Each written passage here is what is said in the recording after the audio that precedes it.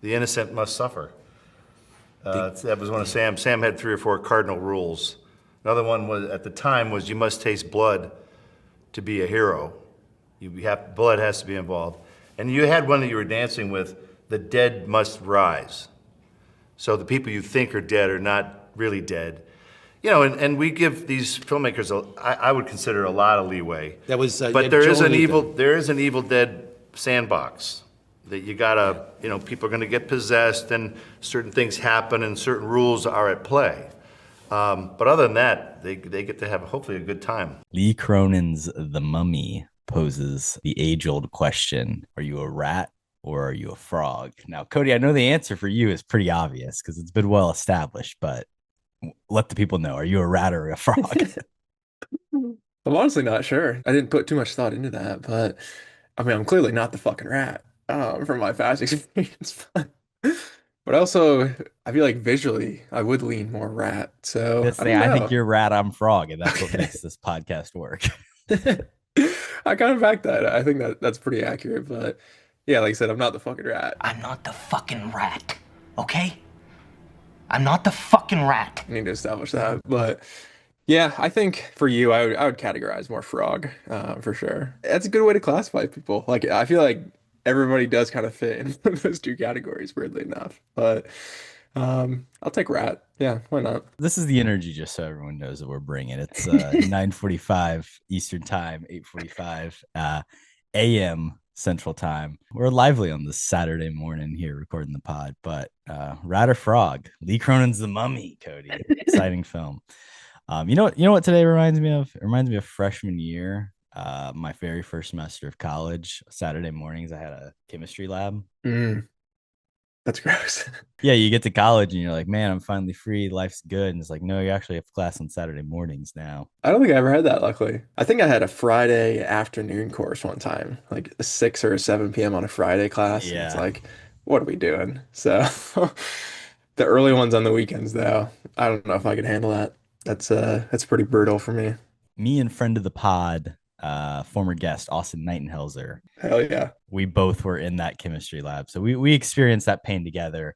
But it would literally be like, Friday nights, we had to like fill out a workbook before we went in. So it'd be 11 p.m., finish that, wake up for an 8:30 a.m. chemistry lab that was supposed to be 3 hours long. Sometimes you'd get out a Ooh, little earlier. So I think we'll have more fun than that today, at the I very would least. hope so. I feel like it's a pretty low bar to to Yeah. compare it to, so I think we could do better. I remember we got iron out of broccoli one time. That was the highlight of all the chemistry we're doing. You burn the broccoli enough, you're like, oh wow, I can find the iron content in this. It's like in X2. If you got too much iron in your blood, bring it full circle. There we go. Well, in this movie, this girl's got something in her blood. She's got something in her person. The Mummy is obviously the title of the film. Lee Cronin's The Mummy is what it was retitled to at one point. Do you even know how we got to this point? Do you think Lee Cronin's deserving of having the possessive title? Yeah, I don't know if he's that recognizable of a name yet, to where he deserves, kind of his own subtitle, I guess. But I think my reasoning for it, and I could be wrong, is just because, there's already an established Mummy franchise, with There's a couple. true. That is very true, actually. But I think recently too, they said that they're doing another Brendan Fraser one at some point. So I feel like, obviously, this just being a Blumhouse production, it's not a continuation of the Mummy franchise or the Tom Cruise franchise, like you mentioned too. So I think just it wanted to establish itself as something completely different. But yeah, like I don't think anybody knows who Lee Cronin is. So like adding his name at the front is interesting. I probably would have just named it anything else personally. Just don't call it the Mummy. Feels like the easy decision. You're all over it. And we can thank one Jason Blum for coming up with the idea. And who knows, maybe it was someone in his think tank who suggested it to him, but he's the one who suggested it to Lee Cronin as Mm. let's add your name onto it, make it distinctive. And I will say, when you watch this film and you watch Evil Dead Rise, the other movie we're talking about today, there is a distinctive style. Like you can argue it is Lee Cronin's The Mummy. Now, the question I asked you is, what is a mummy movie? Because it goes, much earlier in the lineage of film history than Brendan Fraser. There's Boris Karloff, like there's, original 1930s, 1940s, the Universal movie monsters. Like you're going back to Dracula, you're going back to the Wolfman. It's the Mummy in there right with them. Frankenstein, Dr. Jekyll and Mr. Hyde. Like this is one of those early film characters that has been remade countless times for our generation, and I think for most people that are alive today.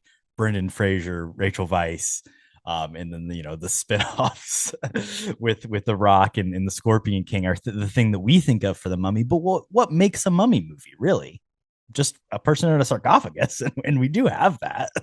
I mean, barely in a sense too. I mean, the thing with this movie is it doesn't really focus on the mummy aspects that much. I feel like it is more focused on just like the family dynamics, and the characters a little bit, if you want to call it that. To be honest with you, I don't really like this movie at all. I guess I'll just say that right off the bat. I think there's a lot of issues with it, and a lot of it does just revolve around this mummy character.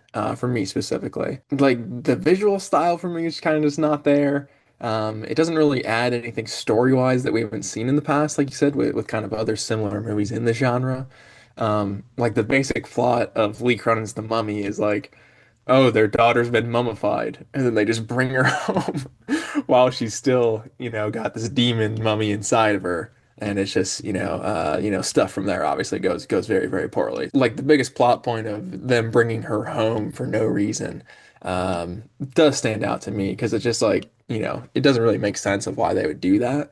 Um, Especially too, I mean, they lose their daughter, in Egypt on vacation or something. And then however many years later, I don't know, what is it, 10 years or some shit? I think it's only like 5 or 6, maybe. Okay. Yeah, she is still pretty young to be fair. But 5 or 6 years later, she just pops up. She was in a plane crash, inside Inside of a a sarcophagus. sarcophagus, yeah.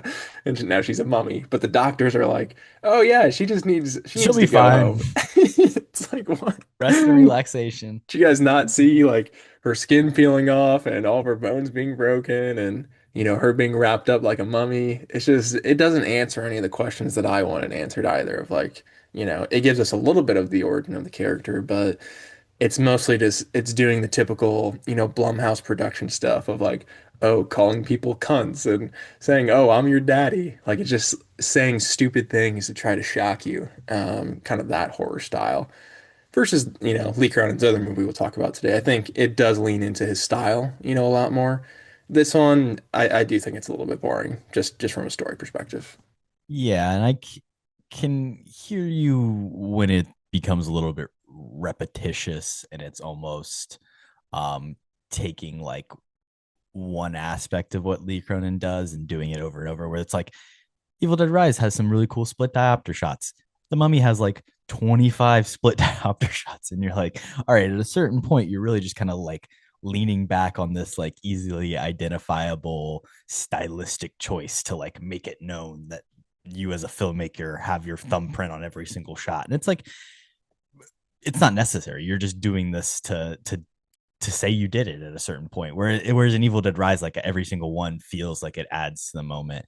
And then the bodily fluids, it's like, the puke and the blood and the skin, and like this movie has it all.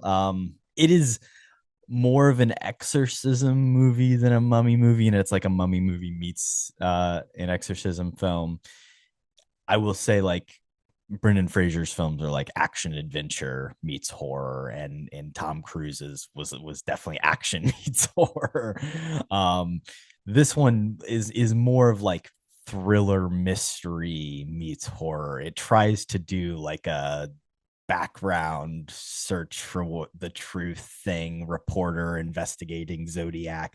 And I think that is like the weakest part of the film to me, because it is just kind of going in the background, and the things that don't work for me are the character development moments of like the parents fighting because of this rift in the family, and he's apparently doing all this research, but you're not really seeing that happen.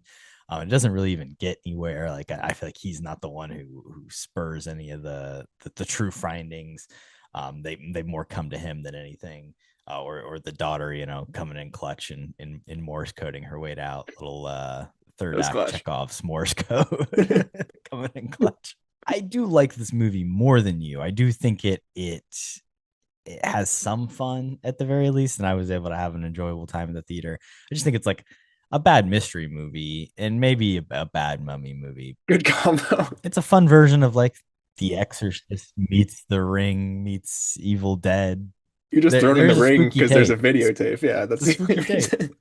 That's the only You ring love Bring Her reference. Back, and there's a spooky tape in that too. It's true, but I think it does it a lot better. Like you said, it does have kind of a lot of different elements from other movies that we have seen, but I think just bringing them together, the execution itself, I think is poor. It does remind me of kind of The Secret Agent with its structure a little bit.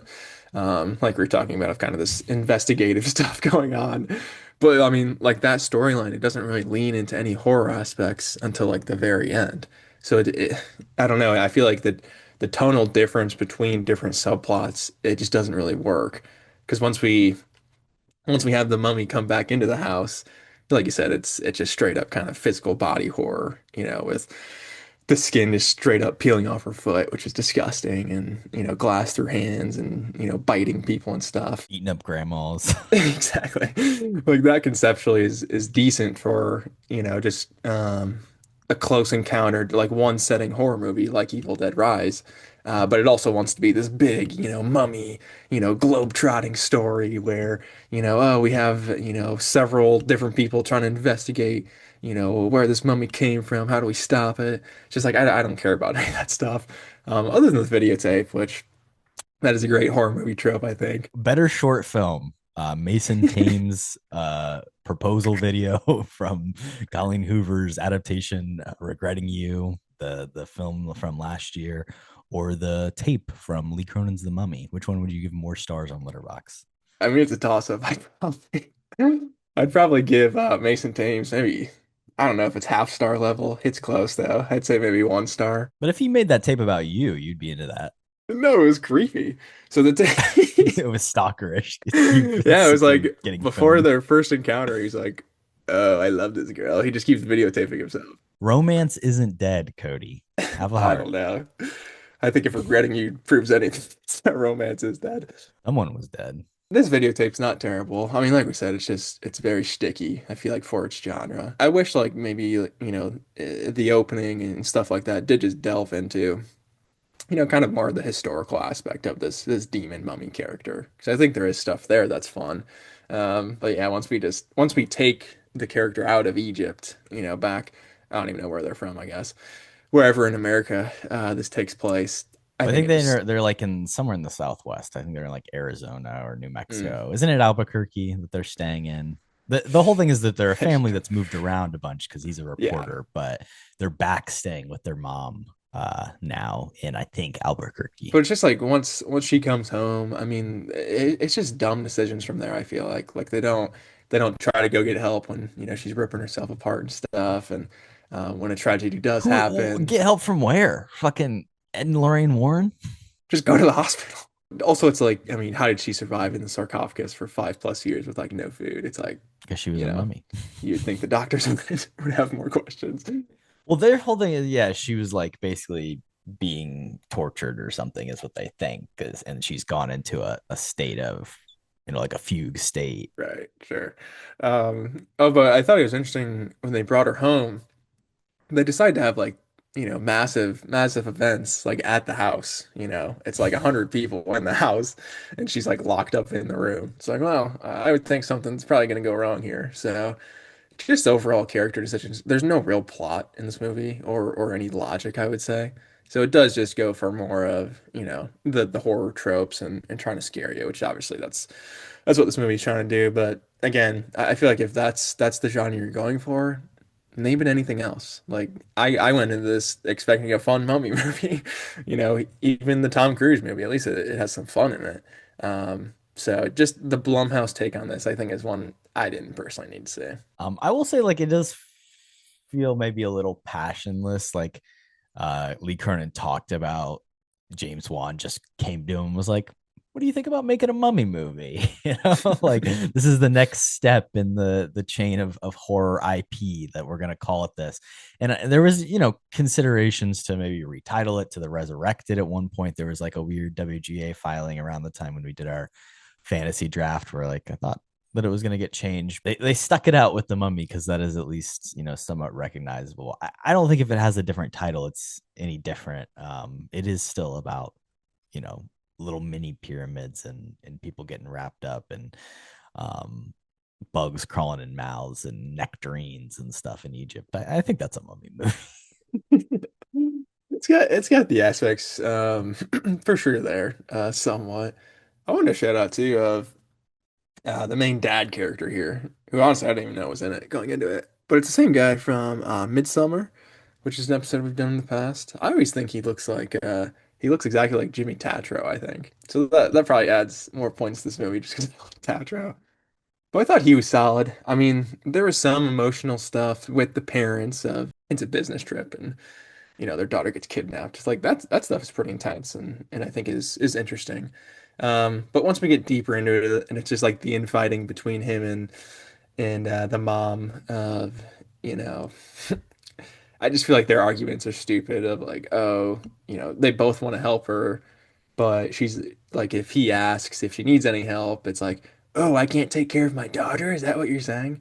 Like, it just seems like kind of made up infighting to add even a little bit more kind of, melodrama with the family. I wish they would have just focused more on maybe them being a team of being like, what the fuck is going on? More of that stuff, versus like, everybody turning on each other. But maybe that's a part of the mummy's powers or something. I mean, those are not explained whatsoever. It's just like screaming and then sand busts through the windows or through the floor and stuff. So I guess I don't really understand, what her power set is anyways. Maybe it is a little bit psychological stuff. But we didn't really get any of that, I feel like. Yeah, her influence is mighty, and I think you could really just see this as a allegory or a metaphor for like when a child is missing and the way that can like destroy a family. And even if they ever are found, usually they are found, like they mentioned in this movie, not alive. You know, missing persons departments may find a lot of people, but how often are those people just dead bodies or actually people that can be saved? This person apparently appears to be breathing, so they count it as a win in their department, I guess, for finding her. But it is this metaphor for how that destroys a family, and even if they come back, like there's this hole that's been there for 5 years. I agree, it feels like there's some scenes missing early on where it's like we're coming into these fights halfway, and I'm not necessarily buying it. Jack Rayner can definitely play like disaffected boyfriend, husband, guy who doesn't, really care about his wife that well. He does it well in Midsummer as well. But he is, I guess, supposed to be like the heart of this movie. He is the lead, and not my favorite. I thought his performance was fine, honestly. I mean, like I said, at least his character was kind of given some depth and some emotional stuff to go through. I do think probably that is my favorite part of the movie, to be completely honest. Is just kind of the relationship between him and the daughter, and obviously they have kind of another younger daughter as well who kind of comes in and didn't know her too well. So kind of her just trying to figure out what's going on, and then the brother character who is obviously kind of involved a little bit with her getting taken and stuff. So you kind of see his guilt, and also the dad's guilt too, of him being the closest one to her, when she was taken. Like it has some prisoners vibes in there for sure that I think is an interesting at least concept for a film. But like I said, I mean it's overshadowed. Obviously, that's not what this movie's about. And I don't know, like third act, it just turns into a crazy Blumhouse flick. Which, if that's your thing, I get it. But yeah, for me, it's just like I want something more behind either the mummy character or even like the daughter character herself. So just plot wise, I think for this next movie we'll talk about Lee Cronin, he kind of all the things I disliked about the Mummy movie, he does really well, kind of in Evil Dead Rise. I think for him, maybe stay out of the studio a little bit more, kind of do your own thing, even though Evil Dead Rise obviously is a It's franchise IP. continuation. Yeah, so I guess that's kind of his realm, horror IP, but let him do something original. I think that would be fun. Before we move on, I do have to shout out that there was a clip from some version of Scooby Doo in The Mummy on the screen that the child is watching at one point. So Mm. connections to our last episode. There's some Scooby-Doo love. It all Um, connects. Lee Cronin described this himself as one part poltergeist, one part Seven, put through my lens and the way I like to entertain people. So let's get into that and discuss what his lens is.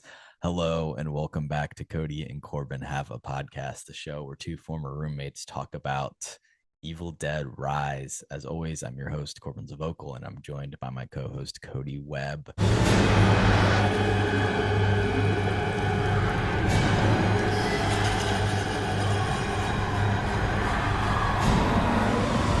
You were right. Evil Dead Rise feels much more fresh, even though it is IP. It's distinctive. It's got a ton of really fun directorial choices. It utilizes a singular space in a really innovative way. I think everything that the Mummy is trying to do, Evil Dead Rise just perfects really and nails. And it's one of my favorite horror movies that's come out in the last couple of years. This was your first watch on this film, right, Cody? I know it's been on the Correct. watch list for a while. So what do you think? Recently, over the last couple of years, I have watched, some of the older Evil Dead movies. And I do think I'm a fan of the franchise in general. The first Evil Dead, I think it's similar to this movie. It's really disgusting, but I do think it's good. And then Evil Dead 2, I think is almost a masterpiece, low key. So shout out to Raimi. And Army of Darkness is super fun. And the thing that I do like about this movie on a first watch is that it does have a lot of callbacks to kind of the OG franchise. You can feel that it's an Evil Dead movie in my eyes.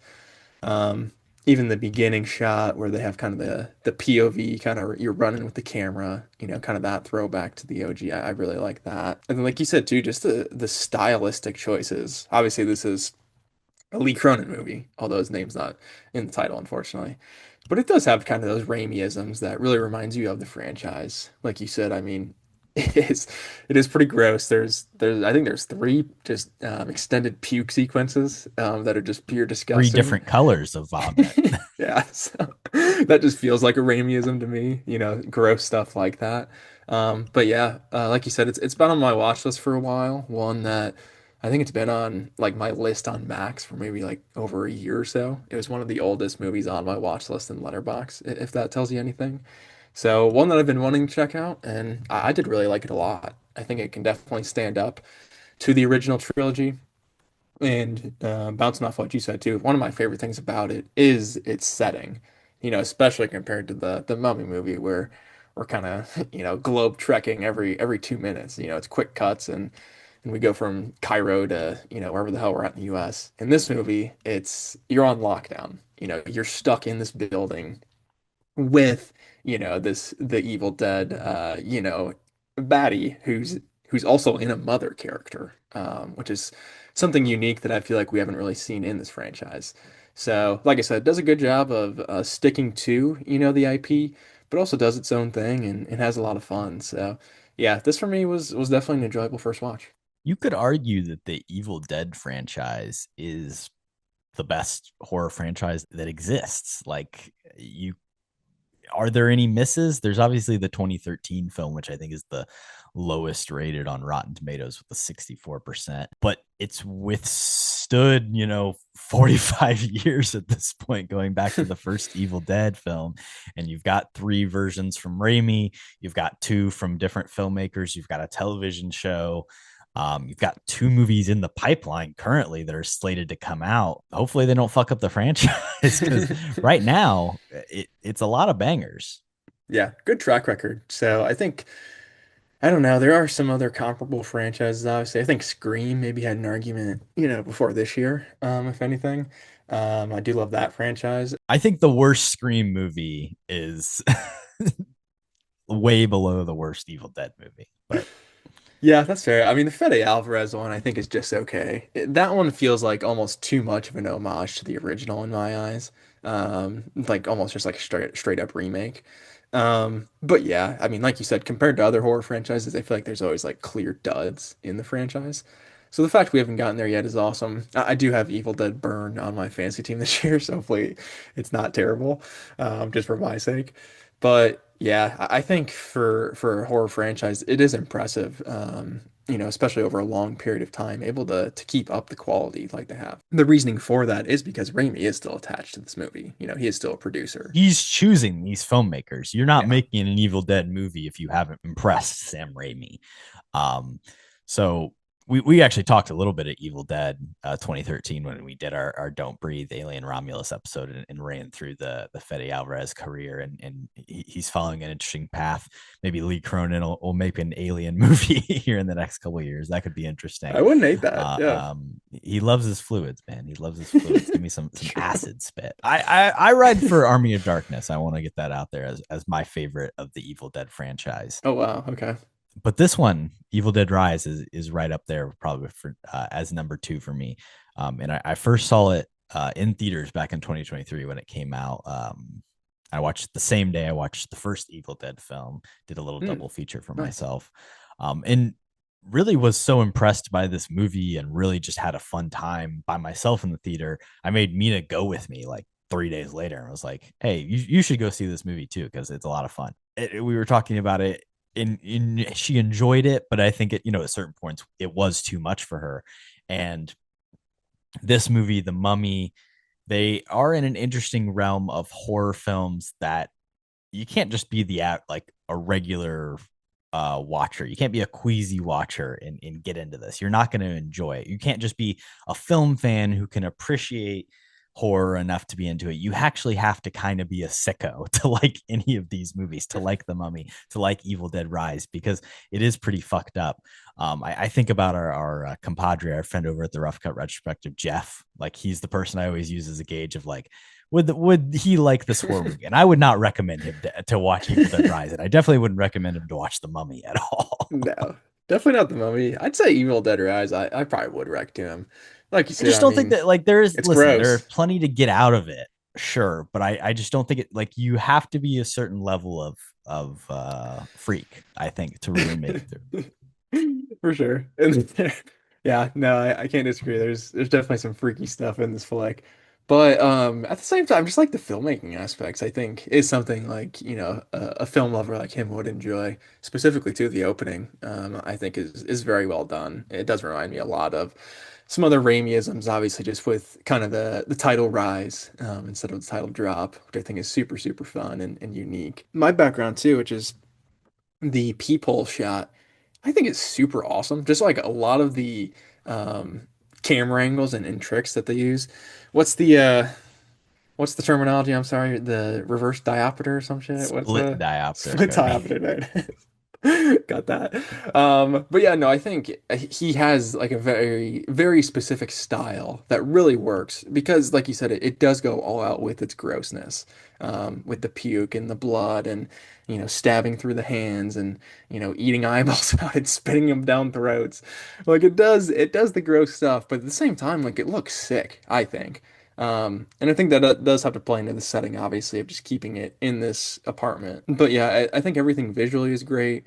Story-wise, too, I mean, we haven't talked too much about kind of the characters or the structure, but I think it's overall decent. I would say like these kid characters are fairly good actors. Obviously, we have Nell Fisher as one of the main kids who ended up doing Stranger Things, so she's kind of a little bit better well known than I think everybody else. But I think the other kid actors, other than Nell Fisher, they're kind of just okay, like as themselves in this, in this family as kids. But they do eventually, obviously, get kind of turned into these demon kids, and I think their acting, when they do get turned, is actually really, really great. I think that's why kind of these two kids were cast, just because they're scary as shit once they kind of get taken over by the Evil Dead spirits or whatever.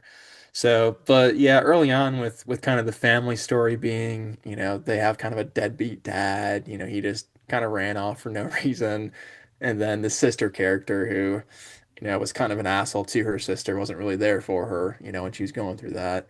She's prego now, so she's kind of run back home and freaking out. So, I mean, that's basically the story, as far as we get until obviously crazy shit starts happening. But I just thought that, that kind of intro was a little weak. Also, some random earthquakes, push the story forward. early on. So I guess that's a California thing. But yeah, I don't know. I think just the beginning of the story for sure is a little bit of a slog to get into. That's why they give you one of the greatest openings of of a True. horror movie ever. That's, they're gonna give you a 15-minute, true, It, classic Evil Dead Raimi homage with the incredible title Rise, as you mentioned. And then yeah, it's got to set up the story and it's got to give you some bullshit reason for, okay, they're gonna read from the book and then they're gonna get cursed and some fucked up shit's gonna happen. I like this family. I think it's a cool, unique, like eclectic like group. And yeah, you got the deadbeat dad and sure, like it, maybe some stuff is a little too obvious at certain points, but when it causes the setup, there's a little bit of a rift for this demon to inch its way into and call each other shitty names and say the most awful things about each other behind their back. And it causes fun, it causes havoc when the lines are crossed between demon and human. yeah, it's a good point too. I mean, it's an Evil Dead movie, so like them being summoned, it has to happen in a really dumb way. So it's like I said, an earthquake happens, and they're in like, the parking garage of this They've just apartment gotten their building. pizza. Of course, yeah, I had to mention the pizzas. But yeah, just like a crack, appears in the ground, and it's like an old bank vault or something underneath this building. It's this kid who obviously they could use some money, is going down there looking for goodies, and he finds the old Evil Dead book. And also, the kid's a DJ too. Shout out to that. That's kind of random. So he ends up, trying to remix it and stuff, with the old the old records, and obviously it goes wrong from there. But yeah, I do think just like you said, the opening itself is so good. It does kind of it pulls away your focus from maybe just not the greatest opening with the family and kind of that story. But it does feel just like super detached from the rest of the movie. The opening specifically I'm talking about. Well, it does come all back around. I mean, barely though. Like, it doesn't really like those characters. They show up for what, 10 seconds at the end of the movie. It's showing you how they, the fucking deadites persist. The demon sticks around. They think they've won and it's all gone, but fuck, now a new infection has spread to these poor people in a cabin. It's classic Evil Dead hijinks, and they're in like a fun A-frame house in the coolest like little cove in the middle of the woods. But um, like you said, it opens with that shot of like a drone zooming through the forest, and then there's the reveal that it's actually some idiot with a drone, some guy doing the FPV drone operation, and your sister's shitty boyfriend and your sister's sick in the cabin, and you got to deal with him. Um, they read some Wuthering Heights to us. True. That's a good shout out too. You want to cut? You don't From want that in the memory. beginning. Yeah. She doesn't even need the book. She knows it word for word. Well, I think she's a demon who can see through the pages and read on Yeah, the other there's side. Flip it around. shocking. It is an interesting passage of Wuthering Heights because it's examining the parts of it that are more mystical and more horror elements, the stuff that we didn't really get um, in the Emerald Fennel adaptation. Heathcliff, Kathleen Spirits, there's ghosts and shit in that movie. We didn't get to see it. That would have made it a lot more interesting, I feel like, to be fair. So, And it's um, this like moment where she like the ghost like cuts her arm on the glass of a window and is like wailing it and like, please let me in. It's this whole thing. Yeah. And then that it gives you, let me in, the demon talking to her. And it's got, meat puppet stuff, the classic Evil Dead dialogue as well. A it's got scalp gets everything. ripped off. Yeah, that is true. It Very early lets you on. know what kind of movie this is going to be. That is I pretty think it's a great disgusting. opening. Oh, I think it is a very good opening as well. Like I said, I just wish it was maybe kind of brought into the story a little bit more in the ending, just because like the focus of obviously the main family in the setting, I think is great, and the opening is great too. It does just feel a little bit detached from each other, I would say. But I agree too. Kind of the reveal of, like I said, with they have that cool kind of POV shot at the beginning of, you think it's the throwback to the first franchise where it's the demon hunting for somebody, and then ends up just being a drone, which I feel like is a fun reveal. But then, like, 5 minutes later, the demon actually does kind of show up. And I just love that POV shot of like the demon, kind of going into somebody. Again, kind of just a throwback shot to the OG franchise there. And also we have a chainsaw appearance, pretty deep in the flick. We have "Dead by Dawn," like that verbiage being screamed by the family. So I think there is actually like some really fun callbacks to the OG franchise. But it's not like a crutch they're leaning on of being like a massive plot point. It's kind of just like little things that they sprinkle in that, pleases OG fans. But at the same time, if you haven't seen those movies, it's not like, that's hindering your experience, with your first viewing here. So I think it is just a really good kind of reboot, sequel-ish kind of movie that kind of has the best of both worlds for sure. Yeah, and I think the brilliant thing about the setting is it is a good iteration of Cabin in the Woods, Trapped. Like they maintain that level of isolation where it's like this apartment building becomes your like desert island that you are stuck on, and you have no connection to the world. The power goes out, the phone lines are dead, the elevator's broken, the fucking stairs fall out, and you're stuck on the fifth floor or whatever. And it is kind of a really scary thing. And then also the building, the production design of it is so interesting. And from that first shot, when you see it outside, it is instantly menacing. And then the elevator is a cool piece. The hallway, the way it's set up, it allows for stuff like the peephole hot shot where you can have this, kinetic back and forth action. All stuff that I just really love. And it plays as a perfect homage to the Evil Dead while being something that is new. It is the good version of how do you make a franchise that is, yes, this is still an Evil Dead movie. Like you cannot deny. Whereas is the Mummy movie a Mummy movie? I don't know. You cannot deny that this is an Evil Dead movie, but it still has its own unique spin, its own unique style to it, and that's what I love about it so much. It does feel like something different, and still one of the same. It's a piece of the tapestry of movie making. No, I agree. I think it is a great example of how to do kind of modern day IP and still be respectful to kind of the original material and everything. But yeah, I agree too. Like I said before, like the setting aspect of them being trapped is I think one of my favorite things about this movie. It's the shittiest fucking apartment. It's I literally know. getting like torn down in a week.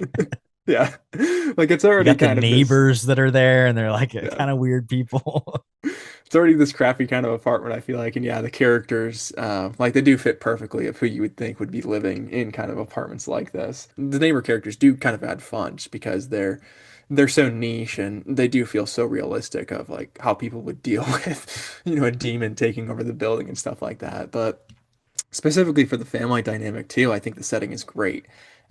Just because, like I said, you are kind of pitting the kids versus this mom character, which is so terrifying as well. Just thinking about it from the kid's perspective. I mean, also too, just talking about how she kind of gained, or I guess how the spirit takes over her body. I think is a cool scene too. Of she's in the elevator. She went out to get groceries or shit or whatever. I don't remember. But the demon comes flying in and forces her like all the way up to the top of the building. And obviously kind of just takes over at that point.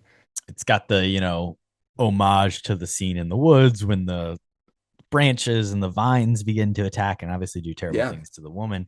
This is like cords and stuff inside the elevator, like wrapping her up, choking her out. And she's, literally be attacked by the building. Yeah, which is terrifying. And then kind of the next scene where she comes back into the apartment is really creepy as well, where she's, like cooking eggs, but The she's craziest fucking throwing the omelet I've shells ever in. seen. Yeah, it's disgusting. And then she's like telling this weird limerick while the kids are just watching her. But then she kind of like she comes back and takes over briefly and is like, "Oh, don't let it take my kids." So it's like you still have that little aspect of it, humanity in there, which I think, We do especially get with, that's one of our puke scenes. That moment, oh yeah, she big white puke. well, there's three, yeah, there's three extended puke scenes basically. That one up front is pretty jarring, I would say, just because there's so much. Like it doesn't stop coming out. It's like a little pond that she just created. I gave it 3.5 stars. So I think just the grossness for me does bring it down a little bit. Like I said, I think the first Evil Dead movie is also pure disgusting.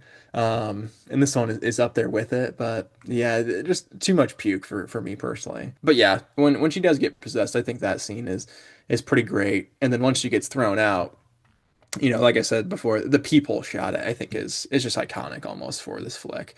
And I love kind of the peephole view that we get of her like taking out the neighbors and stuff like that. Like I think just from that perspective, it does make it even scarier because it puts you obviously just in kind of the kids' perspective of what the hell is going on with our mom first off, and then you can literally see her taking out your neighbors just through this tiny little peephole, and just the separation of one door is for me just very very terrifying, especially coming from a 5-year-old kid or whoever how old Nell Fisher is. So I think when they do get that separation in the hallway, it kind of takes the movie to a different level, which I love.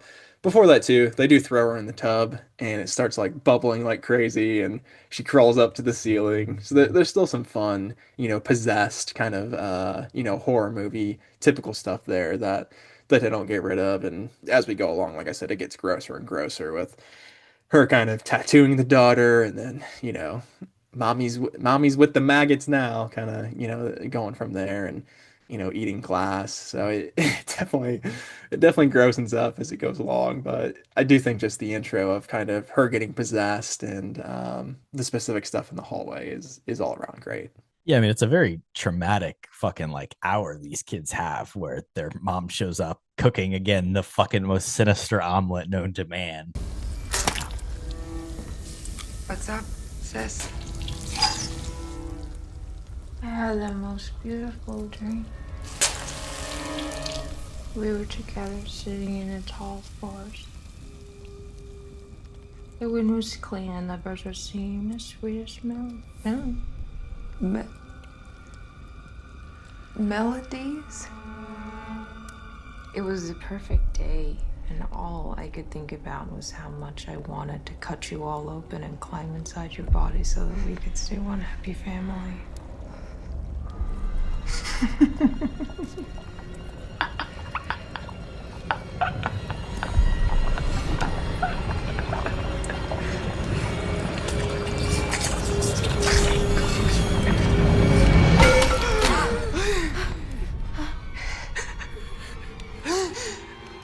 It's me.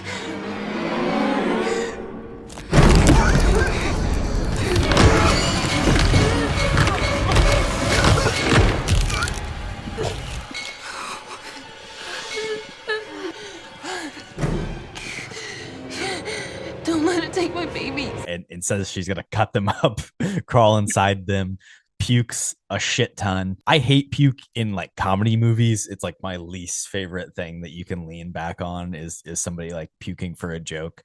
I love it in a horror movie. Why not? Sure, just throw it in there. And then she dies. Like they think she's dead, literally. And obviously all the tub hijinks happen. And then that is such a great scene when she's out in the hallway killing people. Incredible, the peephole shot. It's even something Mina like when we were talking about this movie. Oh man, I remember that peephole shot. It's so cool the way they do that.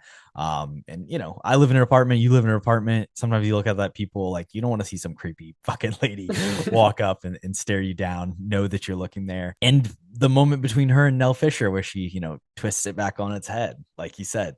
And let me in, it's gonna be okay. Mommy's here. I think for Nell Fisher, this being her introducing role, literally in the credits. I don't know if you caught that or not. It is a good performance, and it explains to me how she got honestly cast on Stranger Things. Because should we talk about that? I've season 5, them just like recasting that character and then basically making her the second most important character in the show. It was an interesting thing to do, but Yeah. if you watch Evil Dead Rise, I guess you're believing that this kid is the future of your franchise. Yeah, no, I agree. I mean, her screen time in season 5 is questionable, compared to all these other characters who you would think would be kind of the main focus. But I thought she was decent in Stranger Things because I believe she's Australian.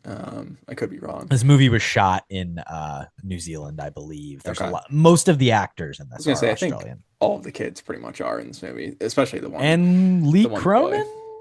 Mm. Is he an Aussie? Oh, he's Irish. Got to get Oh, that right. Irish. James Wan, of course, he's an Aussie, I believe. So there's this pipeline of like the Australian horror guys. I mean, you can even go back to like a Peter Jackson. He got to start making fucking bloody movies like this with Brain Dead. You want to see a fucked up, crazy blood fest action shoot 'em up comedy movie that's very Evil Dead Raimi-esque. Watch Brain Dead from Peter Jackson. Nice, good rec. I haven't seen that.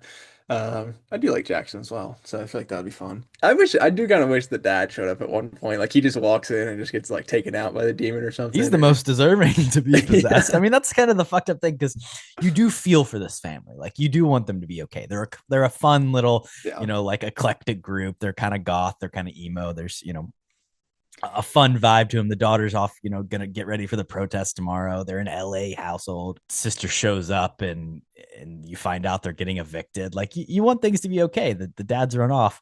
And instead they're gonna be fucking tortured by a demon. That is kind of the fucked up thing, is very few people are gonna make it out of this film okay. And obviously two of them survive, but the rest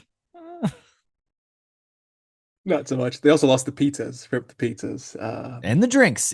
Hey, yes. One kid drops pizzas, the other kid drops the drinks. All I'm saying is a pizza in a box you could probably pick up and still eat. You drop yeah. all those sodas, they're done for.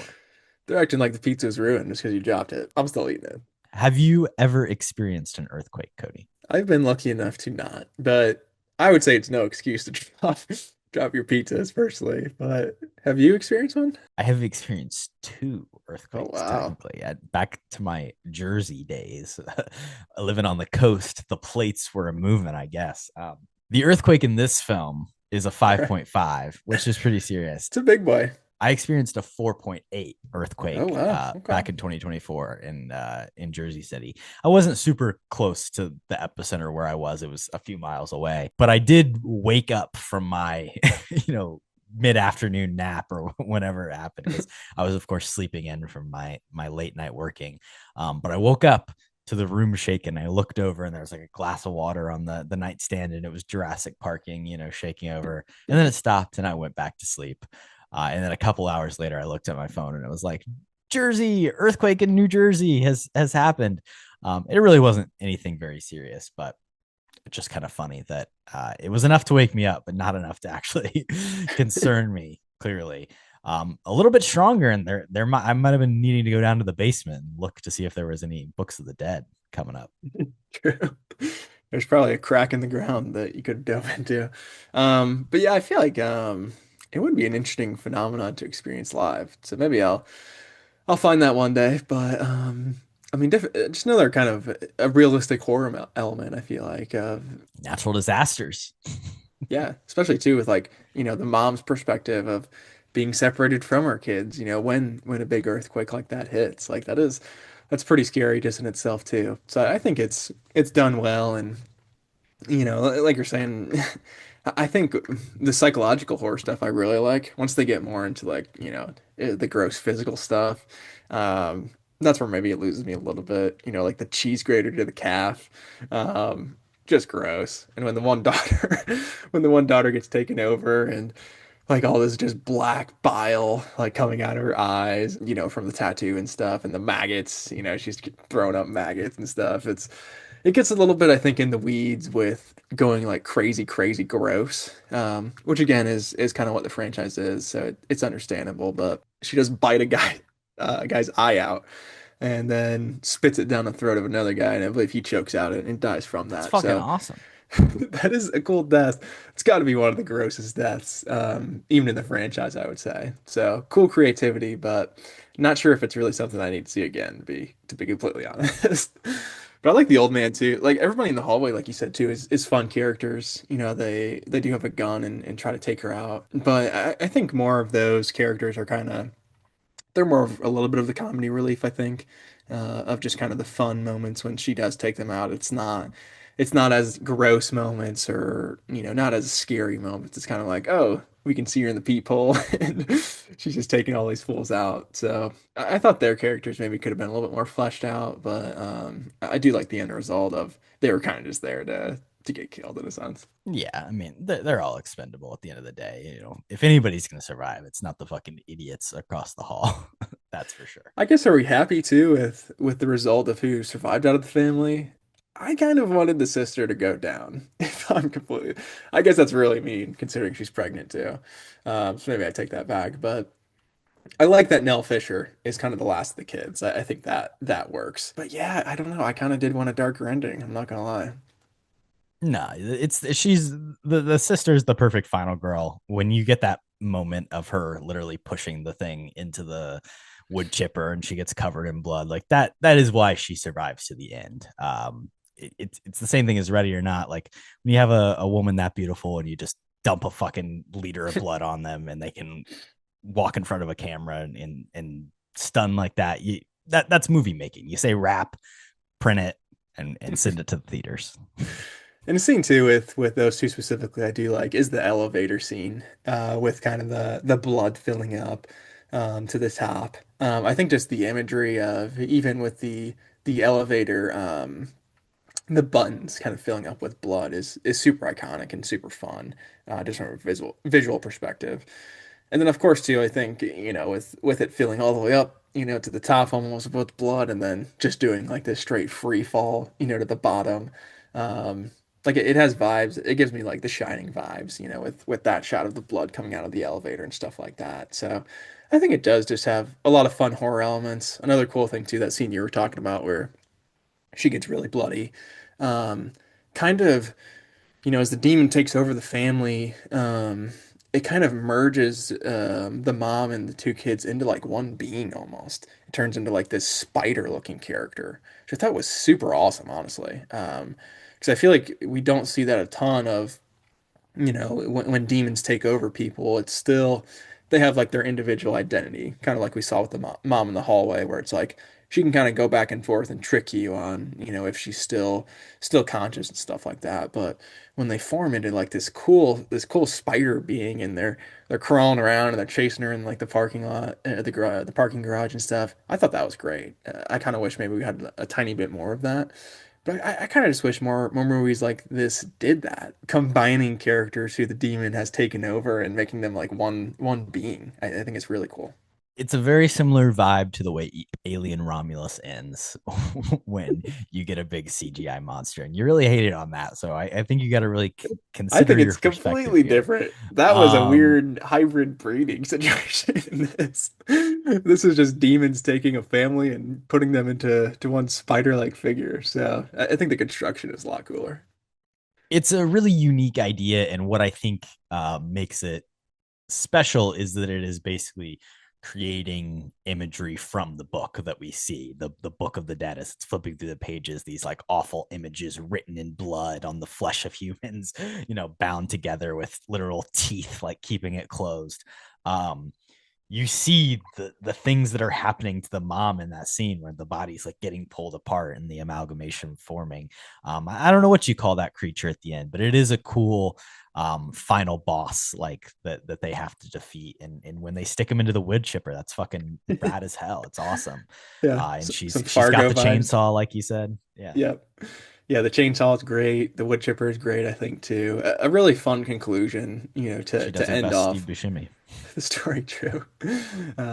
Everybody's always trying to be like Buscemi, to be fair, but yeah, I do think that is definitely iconic shot too of her all bloody, from the wood chipper, and Nell Fisher, she has a lot of agency kind of in that scene too of, helping out, of distracting, and then, pulling the lever. So she is she's there for a reason. She's not just some little girl screaming in the corner. She gets down and dirty and does what she has to do to survive. So I thought that the ending for sure was a strong point.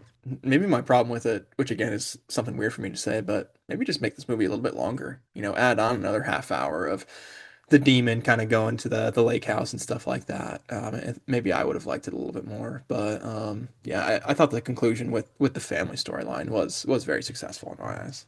I think the reason stuff like my background with the elevator bloodshot and so many other moments in this film work is because they do a lot of it practically, and they had real fake blood. It's not all just CGI.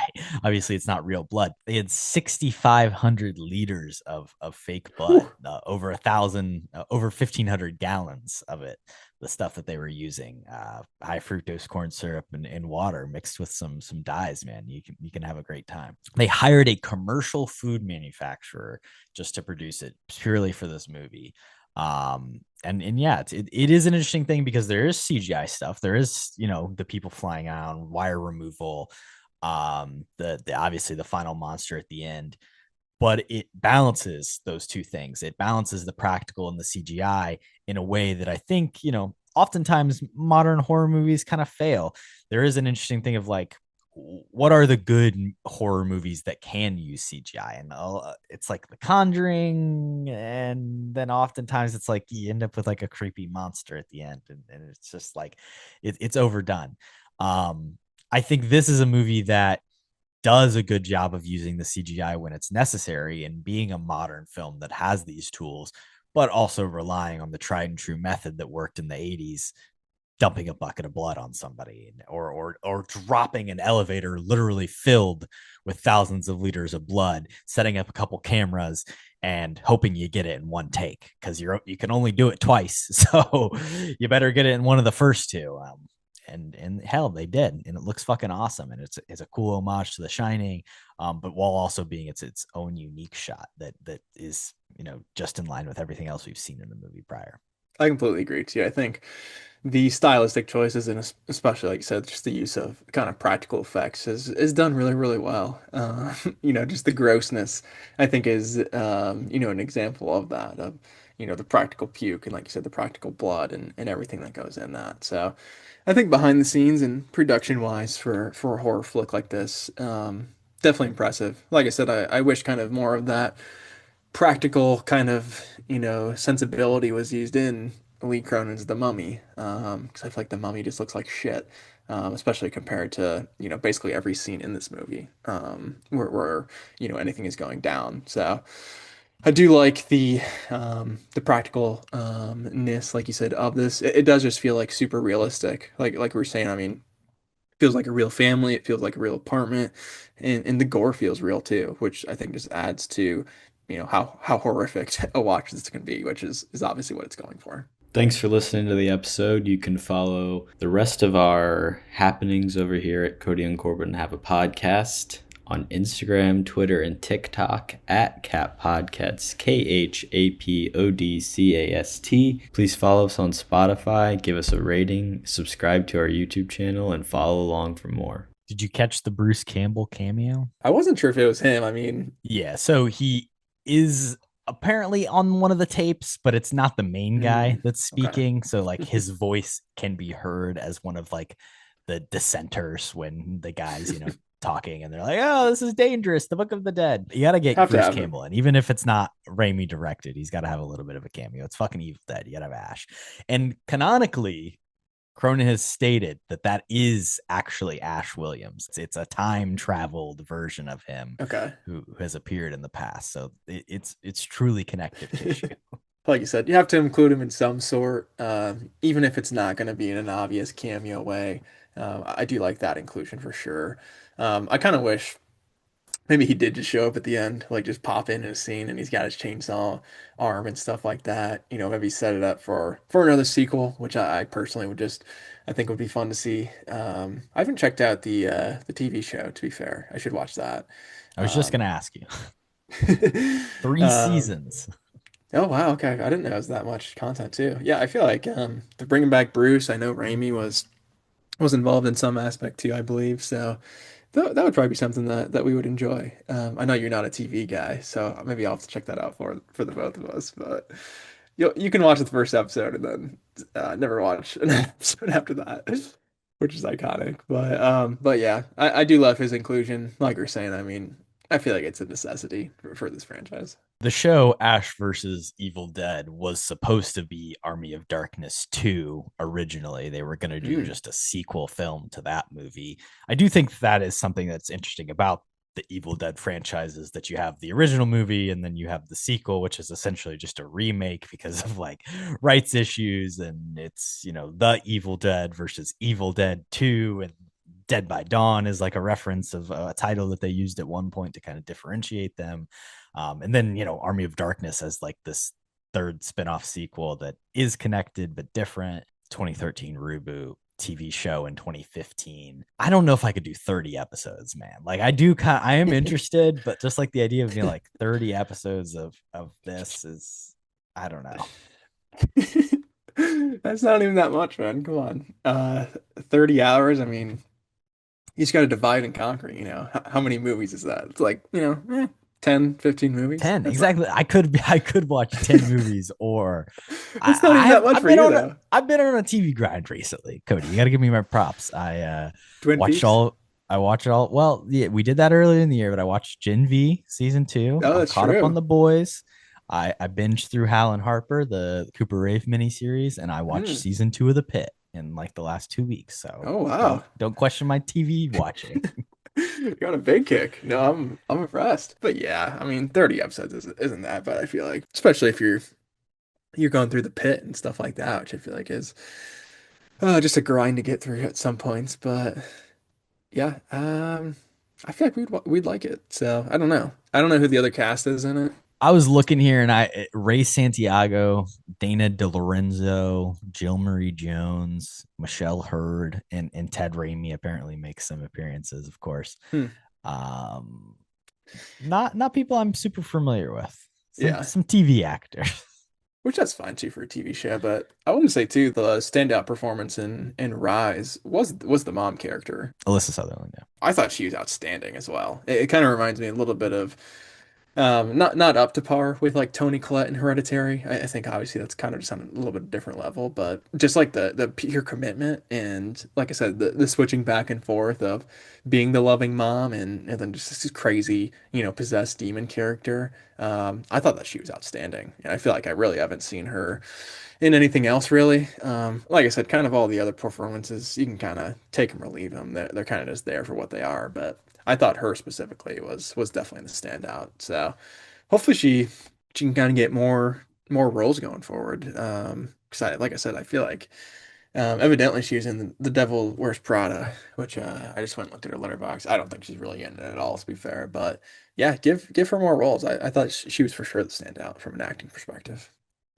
She is a former model, so Wow. I think that's Good why for she her. was in The Devil Wears Prada, where it was like she That was makes sense, at yeah. that point more a model than an actress. I'll say this as respectfully as I can. I think both of the adult women in this movie are just like insanely beautiful, and obviously the Alyssa Sutherland goes through her transformation and looks all crazy. But I just can't help it. Like, I think this is just two beautiful women, and that's what movies are about, man. And like I said, Lily Sullivan at the end looks incredible. She's a great final girl. And yeah, she's pregnant. Of course she can't die. She can't Right. have her poor unborn child go with her. She's got to make it out. I do think it's a great moment when it's the demon's like, "You have two souls, even better." I do like the baby storyline. I think it adds some fun to the movie. Lily Sullivan does make a cameo in Lee Cronin's The Mummy. Did you catch it? Ooh, I don't know if I did. Is she in the funeral, or is she one of the doctors, or is she in She's the news staff? She's the little girl's teacher. She said she had to be in the movie. She and Lee Cronin, they're homies. And I mean, also the guy, the bearded gentleman that lives in the apartment building, he also appears in The Mummy. He's the like professor that's helping him do the researching about the Egyptian non-hieroglyphics, whatever they are, the writing Translate this for before me. hieroglyphics. Yeah, I do like that. I think that's fun when directors find actors they really like and want to consistently use them, even if it is for, small roles and stuff like that, like Bruce Campbell and Raimi. So I always think that's fun when, directors and actors work so well together on a flick where it's like, oh, I have to be in your next movie, even if it's in a tiny role. So I do like that. This film was originally supposed to be a streaming only film. It was in that, era of HBO Max where a lot of things got moved to streaming or things got approved as streaming only. It was produced with that intention.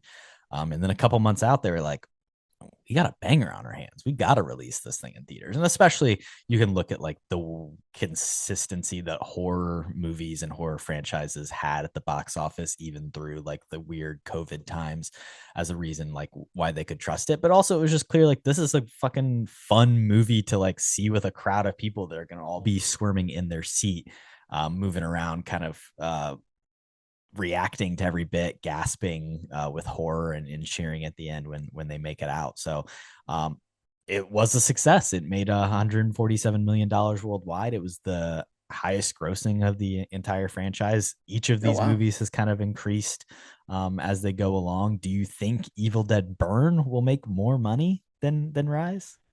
I don't know how much you said it was, like 120 domestically, 147 140. million It's pretty worldwide. okay worldwide. That's pretty solid for a horror movie like this. I would think probably Burn wouldn't make as much. I mean, it is releasing in the summer, which is definitely positive, obviously. So I mean, if it's great, it definitely has the ability, I think, to get that high. But yeah, I am a little bit disappointed. I didn't get to see this in theaters. I did obviously with the Mummy too. Like that experience for me, I feel like with like gross scenes, I do like put my hand up, like in front of my face and stuff like that. And I did that for the Mummy when the skin was like peeling off the foot and stuff. I agree, like just having that experience in the theater with a movie like this is really fun because I mean it's hard not to have like the audible gasp or the reactions. Like I said, with like the cheese grater scene or with the eye, eating scene and stuff like that. So I feel like just seeing that live with an audience adds another element to it, just because you can see like how it affects everybody else along with you at the same time, which is fun.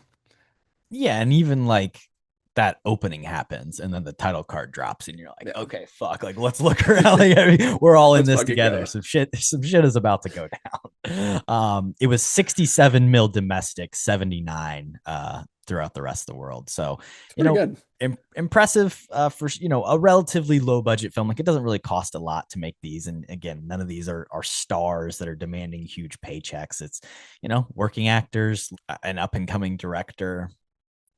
Nice little success. We got Sebastian Vanacek doing Evil Dead Burn, and then even slated for 2028 in development. They've got Evil Dead Wrath on the calendar from Ooh, Francis Galuppi. There's a chance that, maybe that won't happen, but we're definitely getting July 10th. In the midst of Spider-Man, in the midst of the Odyssey coming out 2 weeks later, there will be an Evil Dead movie playing in theaters. That's my only fear, is there's going to be a lot happening at the box office in July. And, the Evil Dead Rise released in April, probably a little bit quiet over time. Horror films, kind of thrive anywhere, but is the dead of summer the right place for this movie? Only time will tell. maybe not, but I think it's a fun spot to put it. Like I said, a lot of great stuff coming out this summer, but I like that little pocket, kind of, something to please our appetite before the It's a different Odyssey. audience for sure than, Oh yeah, people watching Spider-Man. for sure. Well, evidently he's going to turn into a man spider, so That's hopefully we'll have true, some maybe horror. it'll make a good double feature. We'll do. We'll do. That's a good episode down the road, fair. But yeah, I'm excited for this new one. Like I said, it's on my fantasy team, so maybe a little bit, a little bit biased. Do you know any casting for that movie as well? I'm assuming probably a lot of unknowns. Cast, apparently a guy who's in Wednesday for 17 episodes, Okay, maybe one of the co-stars of Wednesday, Hunter Doohan. Um, I think I know who that is actually. Yeah. somebody that had a small part in Dune, somebody that had maybe a smaller part in Pearl. Okay, Again, similarly, those are fun. people that have appeared, character actors have been around.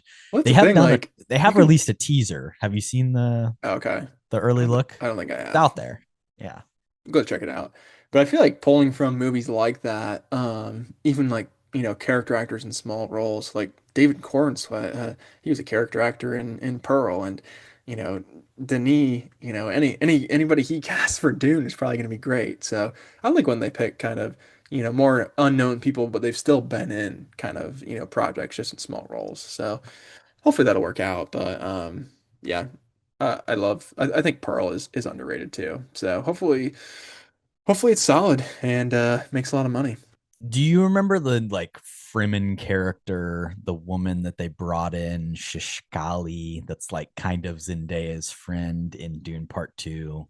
Hmm. That's her. She's in Evil Dead Nice. Burn as well. Yeah, yeah, yeah. I love She that. ends up dying in Dune, right? Yeah. I'm pretty sure. That's Um, unfortunate. I think a lot of people died, to be fair, but Well, that's fair. I think many people will be dead, but she's the one that's kind of, a little bit questioning of what's going on with yeah, she's good. Timmy She's Boy. good in Dune. Fair. Yeah, so Yeah. I like So that. we'll Good trust casting. Denis for sure. And yeah, it seems like a fun class. I wasn't like in love with the teaser trailer, to be entirely honest with you. It looks very dark and like dirty as like the style.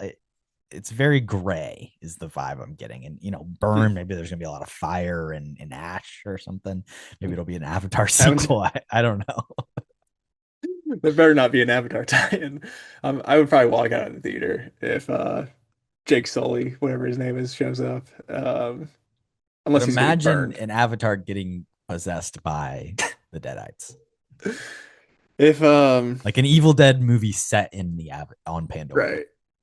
I mean, if yeah, like young evil Sigourney Weaver is like burning, with the demon inside of her, I'd probably watch that. But not sure if we'd ever get that, unfortunately.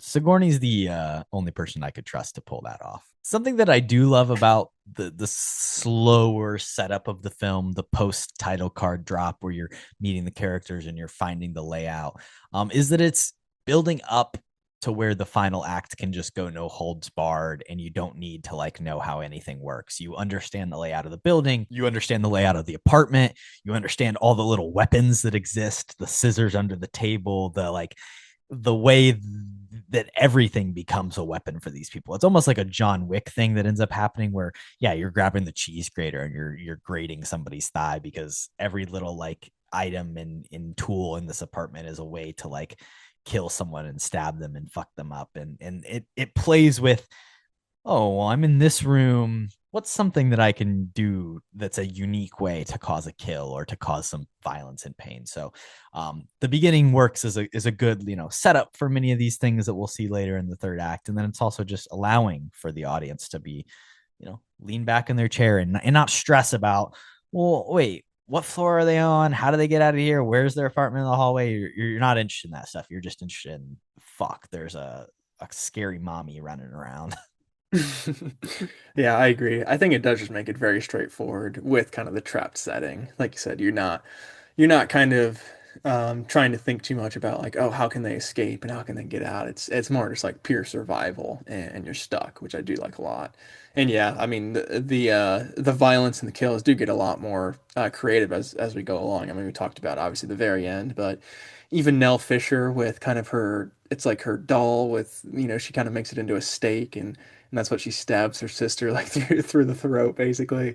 So and like you said, that's like one of the first things they're kind of talking about early on in the family dynamic. So I love all of those callbacks of, anything that you can use as a weapon kind of shows up later and ends up being a lifesaver. So, and then of course the chainsaw comes out too, which I love. But yeah, I do think, like you said, just because of the setting, it allows it to be super creative with its kills and just using your environment to survive. I think is a fun way to have an Evil Dead movie.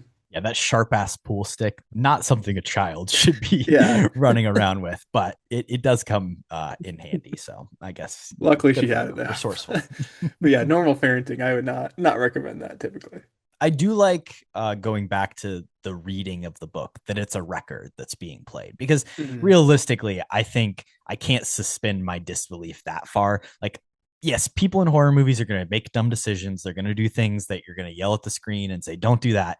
But I don't think someone would open up the book and just start reading from. Like, I just can't buy that. So the Yeah. fact that it's like, oh, I'll play this record that probably has some information on what the book's going on. And then the fact that he just skips to the end and it starts, being read, you're kind of fucked. And then at that point, he can't even turn it off. He tries to, poor Danny, try and shut off the record player, but doesn't work for him.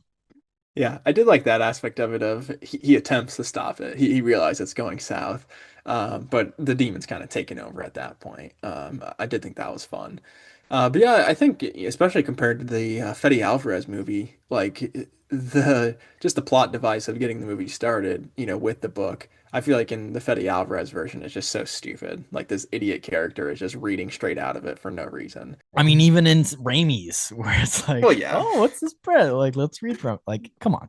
but those are more fun. But yeah, I liked a couple things of just like bringing it into the modern age. Having this kid as a DJ. I don't love that. Like that's kind of stupid. But like you said, I think the explanation of how this record got, or how the words got spoken through the record, it actually is understandable. Like it's something that could easily happen in today's age. And another thing along with that too, of just like bringing it into the modern age, like it kind of replaces, typical flashlights with just like, oh, the flashlight on your phone, kind of that aspect of it. And there's a really fun scene where I actually don't know the exact logistics. It's like it's a phone call from the demon from inside of her body, but it's like the mom. So the mom's possessed, and then the demon calls her phone from inside her body somehow. It's like, "Let me out! I'm gonna kill you" or something. So I just liked, they didn't shy away from it being in the modern age. They did try to include, the DJ kid and the phones, and there's a big blackout and stuff. So they have kind of explanations of how they're still trapped, even though you are in the modern age, which I like. Yeah, and they got to go analog. They got Aunt Beth's got to break out the her guitar engineering skills and build her own turntable so that she can listen to the Yeah, final what is records she, and a discover guitar what happened. tech or something? What's her career? I'm confused by that. Yeah, I mean, like she's basically like a roadie would be like I mean, they call her a groupie, which is like, Right. not what she, actually is, or, maybe she is, who knows? But, like a roadie, a guitar tech, like she's traveling with bands, or maybe she's working at a specific venue and helping with all the like the AV, the, Yeah. setting up and, she's a guitar person, I guess, specifically, but, the amps, the electric guitars, the sound systems, all Yeah, that. I think we need like a groupie counter. Yeah, how many Because that times? demon, I mean, that they don't let up on it. So maybe there's a little bit of Well, truth and the to guy it. across the hall is like, oh, is this the groupie? Yeah. Yeah, so she does the whole building. But to be fair, I mean, the sister, yeah, she was kind of a dick to her. Not returning her calls and stuff when she's going through, a breakup and everything like that. So I guess she's too focused on the amps. Um, but obviously that gets flipped Picks. around. But yeah, just kind of her background. I can kind of take it or leave it. I thought her character honestly was maybe my least favorite, the sister character. Um, like she in my eyes she didn't really need to be there other than just being this badass final girl. I thought story wise she didn't bring a ton, especially like just driving the plot of interesting stuff. It was more like I said, the style and the setting and the physical and practical effects versus kind of like her storyline, carrying the movie. It's about a person who's obviously made a lot of mistakes, but at the end of the day, your family. You got to stick together. You got to fight fucking demons together and survive. And at the end of this movie, yeah, she's pregnant with kid, but she's got another kid she's got to take care of too. Because I don't know if you're finding that dad anywhere, but Nell Fisher might be your new child. Yeah, I kind of do wish that plot point was talked about as well. Like I said, with the dad, just have him show up. Just have him show up and get killed at the end or something like that too. Like I think that would have been a fun He could have inclusion. been the guy that gets infected in the Yeah, final sequence. That'd be good. yeah, that would have been a great tie-in, I think, from the opening to the rest of the story. So missed his inclusion, but yeah, still a good family story at its core. I think the aunt niece relationship I thought was good. You could definitely tell the family Aunt had Beth. chemistry. Yeah, Beth. And yeah, Nell Fisher was solid, I think, for introducing role. So overall, pretty good from an acting perspective, I would say though. The thing I do love about that final scene, when they've left and our person from the beginning shows back up, is how just oblivious she is. Like the most insane shit's been happening in the apartment right above her. She's like, "Oh, the elevator's not working. That's weird." Goes down the stairs, goes to this fucking blood covered parking garage, just walking around, has like no idea, and it's not like until she's like literally trying to leave and the door went open that she realized all this fucked up shit that like has happened behind her. And then she still just gets in her car and goes on her way. Yeah, I think that too. That is another thing of like bringing it into the modern age. Like I can kind of see that happening. Like somebody just sleeping through these crazy events and then just not even realizing kind of what they're walking through.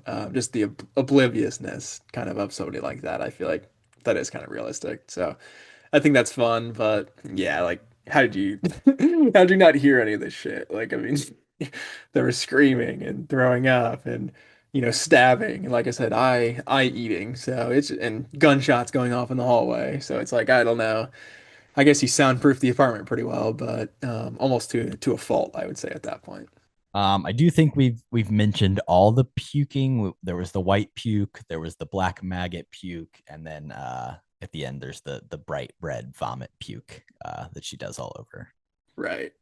So Yeah, I'd say the first one is probably the grossest in my eyes. The maggots are up there too. I think the third one was well, the maybe white just is just like the most. What the fuck is that? Like so where? What? gross. Yeah, it's the most surprising. It catches you off guard. The And that one's a maggots is slow it's tough burn because it's too. leaking out of her Yeah. face before that, and there's the whole eating the glass and the tattoo gun. I don't know. I like that the mom has got the tattoo gun. That's another thing that's like threaded in the beginning. Like you see her messing with it. It's like, oh fuck, somebody's gonna get the Yeah. tattoo needle to the face, and it does happen. It's a fun setup for that for sure, because something is coming. But yeah, with the puke, like you're saying, the first one too, it takes so long to get it all out. Like it seems like it's never ending. It's just like 30 seconds of it oozing out. And then yeah, the black bile post tattoo, maybe that's the best one, honestly. I think that's the best use of it. I think the last, just red, kind of spit. Maybe that wasn't as needed, especially since we got kind of the elevator scene and stuff like that. So maybe one less puke, and this would be a 4-star movie for me. But had to go all out.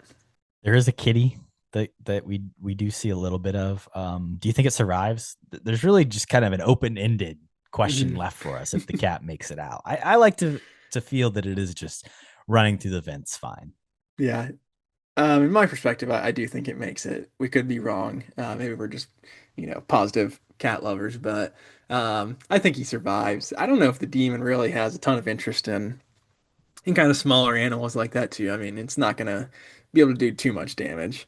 I mean, if it got into my cats, it could probably do some damage to be fair, but he seemed pretty friendly in general. So in my eyes, he survived, but we could be wrong.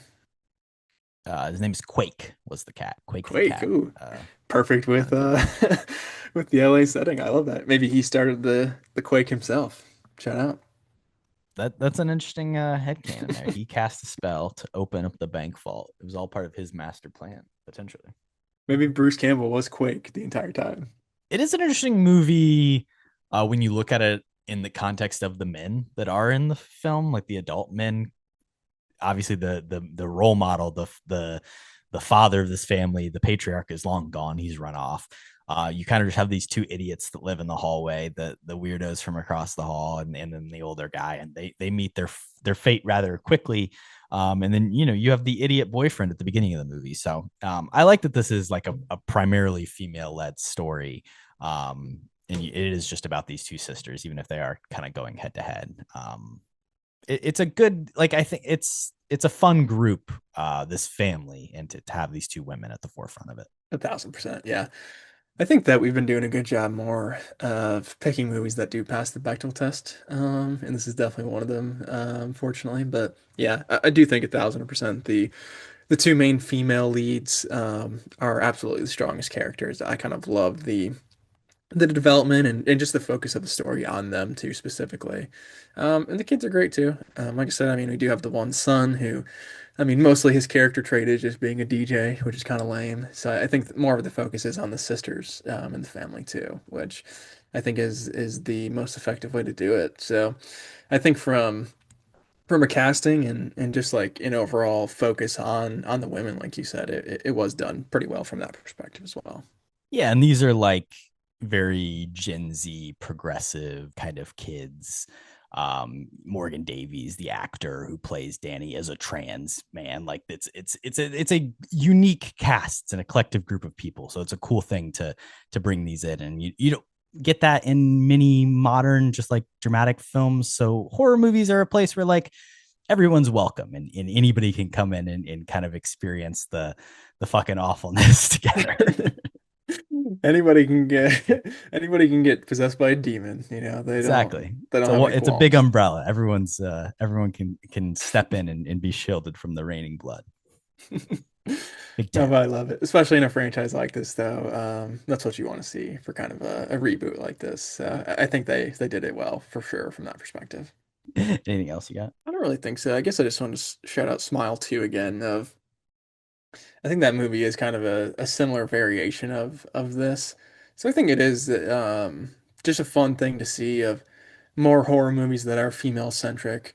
Focusing on a character that, is kind of lost through a demon or being possessed otherwise, with just kind of horrific elements around them. I think like that structure for a movie, I'm glad that it's something that, is consistently being made, kind of in 2020s here. So I kind of just want more movies like this. Like I was saying, maybe let Lee Cronin do another one possibly. I think that he does.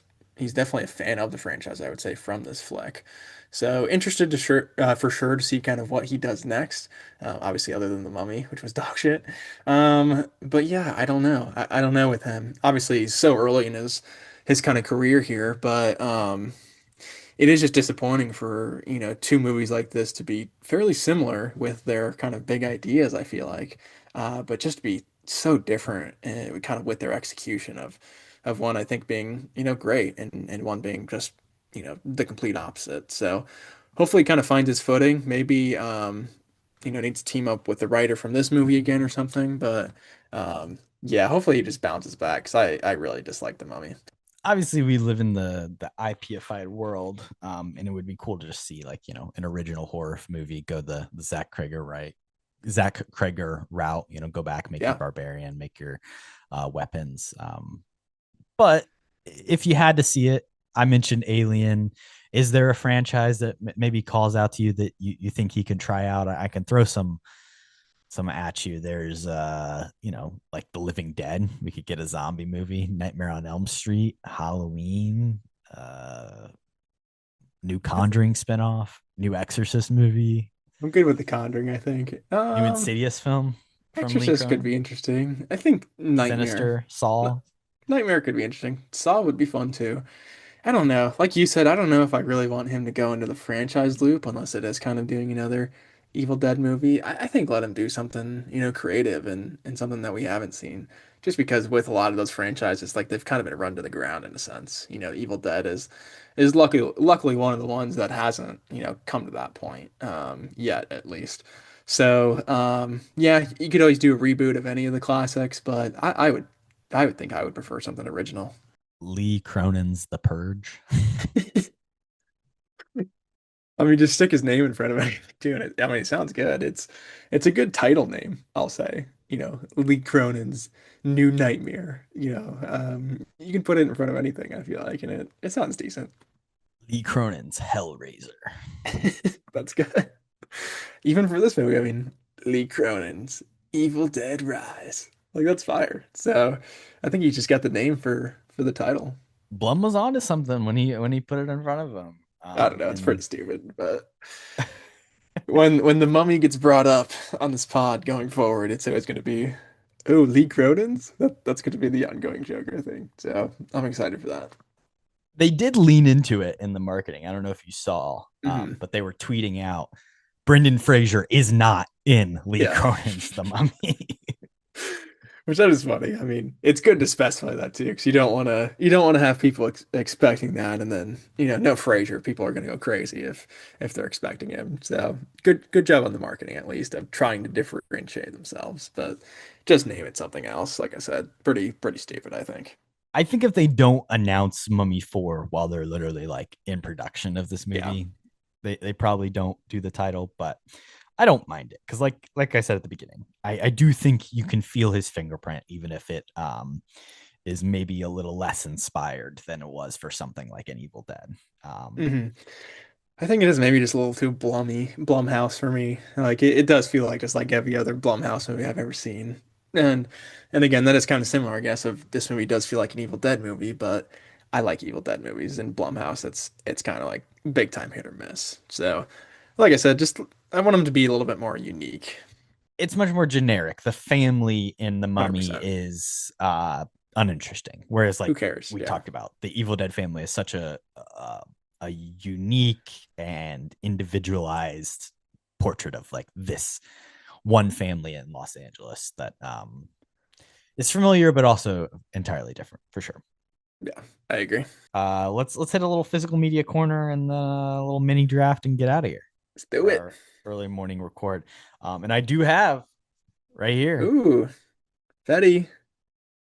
Fede Alvarez's Evil Dead 4K collector's edition, which does have the unrated cut, even Oh, bloodier.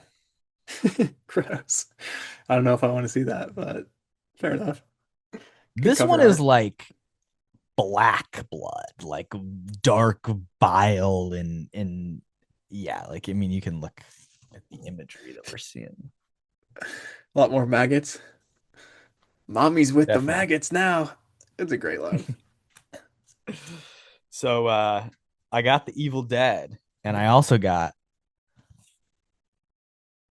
the Mummy. Boris Oh, Karloff's The Mummy, throwing it old back. school. Love that. Not Lee Cronin's.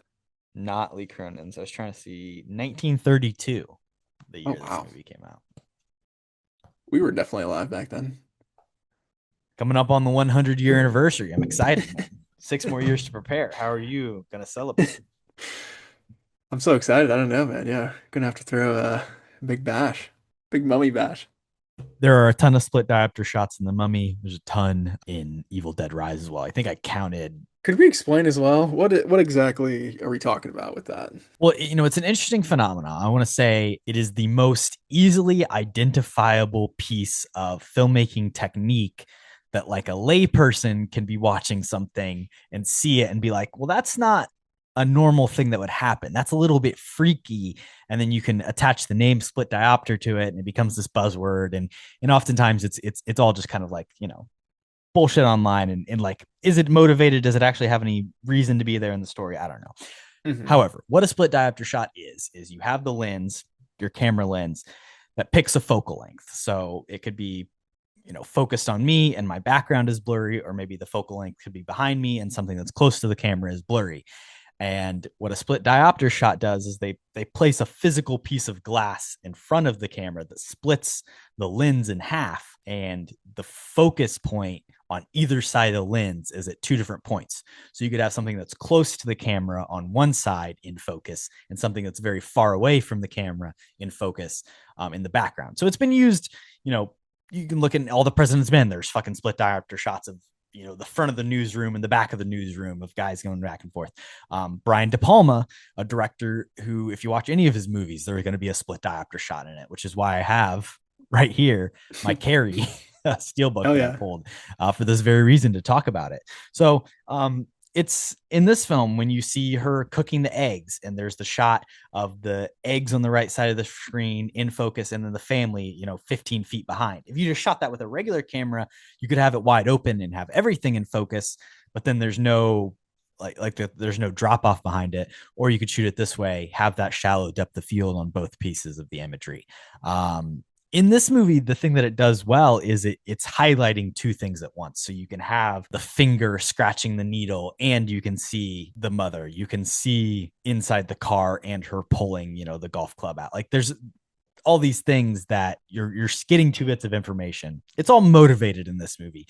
And you can do it a couple times, I think, and it can be exciting. You can show it off in the trailer and it's a cool stylistic thing. But when you go to the Mummy and they're doing it like I feel like in every scene, it's like, all right, is this just your regular fucking lens that you're using? Is a split diopter at all points? Almost overkill of kind of your technical prowess, trying to show it off almost a little bit too much. But yeah, that does make sense. I didn't know it was actually specifically split. So you do have kind of that dual focus, which in hindsight, after watching both these flicks, that does make a lot of sense. I do like that idea of kind of the shot of, multiple things in frame, but you're able to focus on kind of whatever is sticking out most. Yeah, I mean, you're able to focus on both of them, which I think is very, very interesting.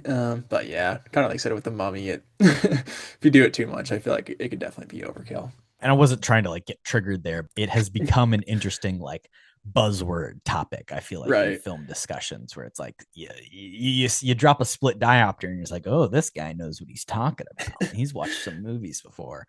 But it is honestly like that and the dolly zoom, I feel like are the two like Yeah. most easily identifiable, like, oh yeah, the filmmaker did something cool here. And listen, like I do enjoy it. Like I'm sitting here watching, like I do kind of eat that shit up sometimes. It's come around on itself in an interesting Yeah. way. The discourse has started to eat itself alive. It's like And there's some people that's like, mainstream. I love split diopters. Yeah. Some people are like, I fucking hate a split diopter. And I'm in the middle. It's like fake film fans, trying to talk about stuff they don't know about. Kind of like me, to be fair. But It's the same thing with, I want to see this on 35 millimeter or a 70 millimeter. Like it's Right. kind of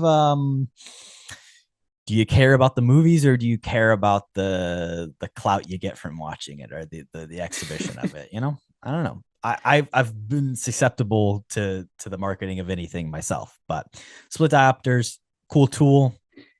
Maybe maybe a little overused. Lee, next film, take them down a notch. use a normal camera for a few scenes. But hey, there's a Brian De Palma signature too. He did it in damn near every one of his movies, and nobody was hating on him too much. So I don't know. Shout out to Palma. Yeah, good guy. I do have the Spider-Man trilogy on 4K Spider-Man. here. Raimi. Sam Raimi connection, of course. Bruce Campbell. He's in all three. All three PG-13. The Deserved. first two for stylized violence and action. The third Willem. one for sequences of intense action violence. The third one is kind of violent, I feel like. The Venom stuff. That is mostly the end of my physical media corner. I do have a couple more here, but why don't we jump on over to our 3 movie mini draft, where we're drafting movies with the director's name in the title. Now, interestingly, Lee Cronin's The Mummy, when you go on Letterboxd, it's Lee Cronin's The Mummy, like when you actually look it up. Yeah. That is not true for many films. I think it's fair to pick any movie that is displayed as blank blanks this, or having the name in front of it. And maybe it doesn't even have to be the director either. It could be any title in front of it. Are we good for the mini draft?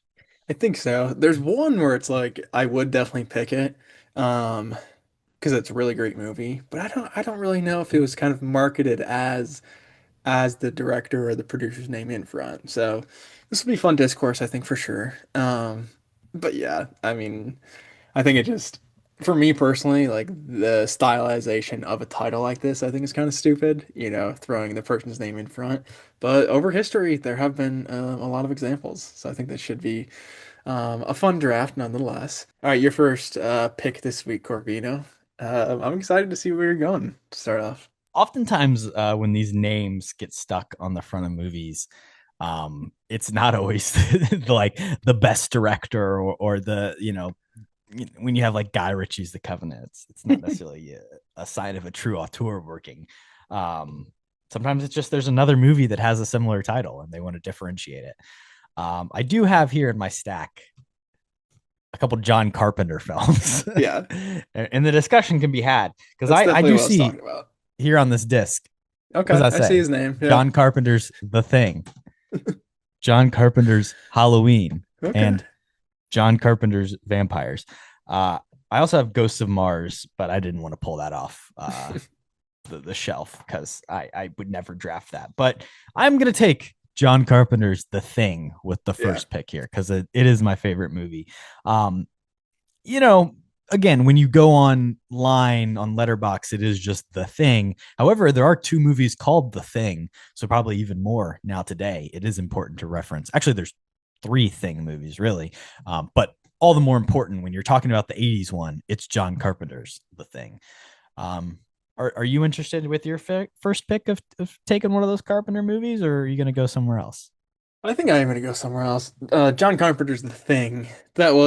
I had a question mark next to it on my list because, like you said, I was kind of going off of Letterboxd mostly, but that is a good point. I mean, with multiple kind of remakes of The Thing, like you have to specify kind of which one. And Carpenter was one of the few guys who did have that treatment with most of his movies, where they would market it as, at the very least, John Carpenter's whatever. yeah, to have that name recognition. But yeah, I mean, I think out of the movies available, I think The Thing is easily the best one. So definitely a good first pick. I think for my first pick, I'm gonna go more on an animation kick. I'm gonna go with Guillermo del Toro's Pinocchio, which is a flick we've talked about in the past. I famously picked it a little bit early for some Oscar predictions, but I do just think it's a really great movie. Probably the best Pinocchio adaptation we'll ever get. And just Guillermo, having fun and doing stop motion and doing something he's passionate about. So, and Tom Hanks is nowhere near it, which makes it even better. So, yeah, I think for names and titles, it's just high quality stuff. For me personally, I think it's one of Guillermo's best. I'm not a massive fan of his, to be completely honest, but I think Pinocchio is really well done. Funniest thing about Pinocchio is it's one of his few films, his only film that he directed with another person, Oh, nice. co-directed with Mark Gustafson, and yet it's Guillermo del Toro's Pinocchio. Where's Mark's name? Yeah, come on, man, come on, Guillermo. That's selfish, but that is funny. Mark Gustafson's and Guillermo del Toro's Pinocchio. Get the name Rolls right off the tongue. Yeah, But that's something that happens. It is kind of a marketing thing of, yes, there's a million Pinocchio, so you need to identify what makes this one different. But yeah, also, you guys know Guillermo, right? Like this guy won an Oscar just a couple years ago. Let's stick his name on the front of it, even though it doesn't necessarily have anything to do with the previous style of a Guillermo film. It's not, the monsters in that sort of way. I will take another one that is a little bit of false advertising with Tim Burton's Nightmare Before Christmas, which of course is dang. directed by Henry Selick. He's just the producer of the film, but he got his name on the front because people know Tim Burton. They don't know Henry or Harry. Sorry, Harry Selick, right? No, Henry Selick. Henry Selick's right. Yeah. Henry See, I don't Selick, even yeah. know. Here I am. But such a good movie. The ultimate between Halloween and Christmas, and I think Thanksgiving is like a good, in Yeah, between area. it's a tweener movie This is for sure. Halloween. This is Halloween. This is Halloween. I think the music is pretty banging, to be honest. And yeah, this is absolutely what I was taking with my next pick as well, which definitely cuts down on my list of availability, which would be fun. But it is just a great movie, I think, even though, also like you said, Burton, not the director, which is even more interesting for kind of this draft, I think. So, great pick there, but yeah, it really messes up. I might have to take Guy Ritchie's The Covenant now. Having the first pick does. You don't want Zack Snyder's Justice League? Well, you spoiled my next pick here, Corbin. I think that is. I was planning on taking that third, doing a little bookend, but Oh, right. This is only your second pick. Yikes. yeah, I will take Zack Snyder's Justice League with my second pick here. Might lose me the draft, but I'm gonna stick to my guns. And the reason I kind of do want to take it is obviously I think it's just better than the original cut that we got. Joss's Justice League. So at least it is an improvement on that. It is obviously overly long and there's this weird like singing extended sequence in the beginning, which is bad.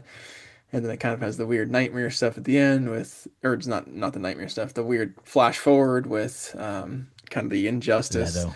storyline, yeah, with Leto, which I don't really love, and Manganiello. So that's whatever. But it does a good job actually of, making it a character piece between Batman and Superman. You do actually see Superman struggle and he gets the black suit at least in this version. So, and it's Batman kind of bringing the team back together and, Affleck deserved better. So, for names in the title, I think this is an okay flick. Um, Interested to see where you go from here because I don't have too many other options. But yeah, I think the Justice League movie is okay. I probably wouldn't watch it again, but it was okay. It's a long one. I don't know if I Oh got yeah, 4 hours to it's kill like like 4 hours. Yeah, no, I wouldn't recommend wasting your time with it, but it's better than Joss's for sure. that. Shout out to Jared Leto because he's amazing in that final sequence. It's iconic stuff. I disagree. Look, Tron Ares. Should I take Guy Ritchie's The Covenant? I mean, you listen. I I haven't won't take seen another it, so Carpenter. There's some Carpenter on the board for you if you want to I go guess JC. Not going to take Halloween, one of the most iconic horror movies of all time. I Okay, just don't think disrespect. of his name in front of that, to be honest. But That one especially. I feel like the Halloween. thing for sure, I feel like I think of it. but Yeah, I don't know. it could just be a me thing. How about a little Bram Stoker's Dracula? Yeah, that was on my list as well. Not the director of the film, of course, just the original writer, the source material for which it's based on. Which, hey, that's a game you could play as well. There's some Yeah. out there. Um, they should have called it Homer's The Odyssey. To be honest, Christopher Nolan Mm. needed to work on that. True.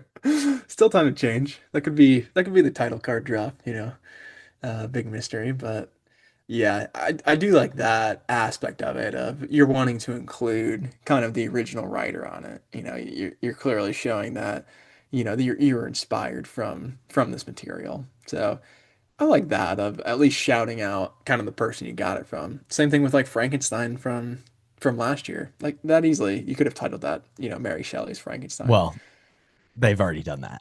Right. Well, they could have done it again. But yeah, I mean, with franchises and characters like these, it's like, we've done them 50 times. So, um, just name them all after the original source material. But this is actually a decent movie. I haven't seen it for a while either, but Oldman and some crazy makeup, I'm always a fan of. I think it's an interesting take on the genre as well, and it does stick obviously a little bit more towards the source material, but yeah, it was definitely on my list and one that we had talked about of would be a fun pick. So I like that.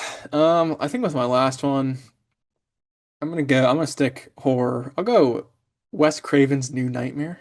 We were talking about this franchise a little bit. And anytime Wes throws his name in front of a movie too, I feel like, you gotta stand up and pay attention. I do just think that he's a great director. And in a franchise where I believe the situation was, he left for a movie or two.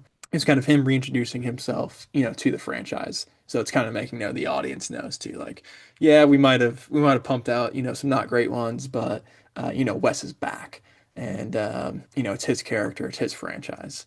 So I think that's a fun inclusion for my last pick. Yeah, and it's like a meta reason to include his name in the movie because it is about Yeah. him and about the making of a new nightmare film and, Yep. being haunted by his own creation, which is a fun meta twist for sure. Both solid rosters from us. Guy Ritchie's The Covenant is such a funny one when that came out, and I think he's got a couple that have similar titles, but I wonder what the next appearance will be, what the next director that gets this treatment. I don't know. Yeah, I think it is more for just like you said, stuff that it already has an iteration. So you have to have a name in front of it to differentiate it. So kind of just maybe some more of the horror remakes. Another random one too that I like is Lee Daniels, The Butler. Just like why is why do we need to There's put about a name 10 in front Tyler of it? Perry movies. Yeah, he's a great only example only too. auteurs, really. True. Only the best get their name in front. So I think it is a little bit random. But it'll be fun to see. I feel like it's almost one every year or one every couple years we're getting at this pace. So I think it'll be a continued thing for sure. Denis Villeneuve's Octopussy. It's not bad actually. I mean, it could just be like Denis Villeneuve's James Bond. Like that genuinely could be the Just call it title. James Bond. It's cleaner. I mean, that would be bad, but I could see them doing that. Aaron Sorkin's The Social Reckoning. I mean, that rolls off the tongue. Yeah, that's kind of perfect, Loki. But I feel like Sorkin would be a good person as well to throw a name in front. Like that, if you have that name recognition, kind of like him, I feel like he makes sense. Like we said, Lee Cronin, like who the fuck is that? But Aaron Sorkin is like, holy shit. Same with Guillermo. Like, yeah, we have to see this just because this guy's name's Zack Snyder. well, not so much, but Emerald Fennell is an interesting one because she could do yeah, an adaptation of something that has been done before, and I I like think that. is becoming kind of a selling point. We could go for Greta Gerwig's The Magician's Nephew. R.I.P. to that film coming out in 2027. But Got pushed. Rip to your fantasy team. That might mess some things up, but yeah, I feel like that would work too. Like Greta Gerwig, she's got from Barbie and her other work, she's got the name brand, so I think that would be a good option. Even for the Lion Witch and the Wardrobe, just to disassociate that from the OG franchise. Throwing Greta Gerwig before that, I feel like that would be perfect, honestly. I just want to get on the record that I do think that movie being pushed to 2027 is a good thing. It's a net positive for that film, and it'll have a full runway for a wide theatrical release and in IMAX, and they're doing it right. So, sad for my fantasy team, but I'm actually just happy about that news, to be honest. I think it's fine too. I mean, make sure they have enough time to do exactly what they want. And then, like you said too, just the openings with kind of the screens and the IMAX, I think is a key factor too. And it shouldn't have that much competition in February either. So That's I think like it overall, good signals not an Oscars movie probably, but like they're trying to make it an actual blockbuster. And listen, that's what Gerwig movies have become at this point. Like, I want to see them in a theater. I don't want to and be forced that's to what watch it at Narnia home. movies should be. So Sure. I think overall it's a good choice. Yeah, but you did take it. You took it to the first round. Second round, 11th pick in 2027. In about 9 months, we'll be talking some Narnia. But It's coming up until quick. then, I'm excited. next week there's a lot of stuff. We've hit the point in the year where things are Yeah. starting to come out. So who knows what we'll cover? Will it be Michael? Will it be Devil Wears Prada 2? Will it be Ooh, Mother Mary? Will it you have be good choices. something else? I don't know. The summer's here. Yeah, I'm excited. Should be a pretty wild ride over the next few months. So definitely stay tuned. But I think out of those three, I don't know if I even want to see Michael, even though I feel like we should because he's from Indiana. It's kind of Region represent. yeah. And it did make buku bucks the first weekend. It's like he's from Indiana, but he probably touched some kids. So do those two things outweigh them? So I don't know. It's a tough. Which call. obviously they're not gonna. I don't think they talked about it all in the movie. I assume it's just, straightforward and doesn't really touch on anything interesting. But I guess we'll have to find out. I'm sure it would be a good launching off point for discussion about music biopics and the artist controlled. It's true. We could do a Bohemian exist. Rhapsody with it. I've never seen that. That'd be a Quite terrible, the pairing. terrible pairing. It'll be interesting to see which one ends up with more money. I think Michael will beat it, but Bohemian Rhapsody almost cracked $1 billion. It was at like 940 or something. It's impressive. Well, for our specific box office draft, I do hope that Michael does well. I think the drama actually ended up doing decent too for an A24. But you were definitely right on a few of the other ones as well. So should be interesting. I think that'll kind of come down to the wire as well, which would be fun. But I think the Devil Wears Prada would probably be a fun one to do as well. So we'll see. There's a lot of, double Anne Hathaway out right now too, which is crazy. And Mother Mary's also on my fantasy team. So a lot of good stuff for sure. It's that time of year, man. We got a Mandalorian and Grogu movie coming out in a couple weeks. It'll be prime time before we know it. Masters of the Universe. Idris. Mortal Kombat 2. I'm excited about that kind of. Did a little Mortal Kombat binge. Carl Urban, he's in The Boys. I like him. He doesn't have any powers in Mortal Kombat, so that's kind of boring, but whatever. His power is that he's an actor. True. That's embarrassing. Yeah, I've seen the trailer probably 20 times, so at least those will stop soon. But True. Well, thanks everybody for listening, and we'll catch you next time. peace. What you just said is one of the most insanely idiotic things I have ever heard. At no point in your rambling, incoherent response were you even close to anything that could be considered a rational thought. Everyone in this room is now dumber for having listened to it.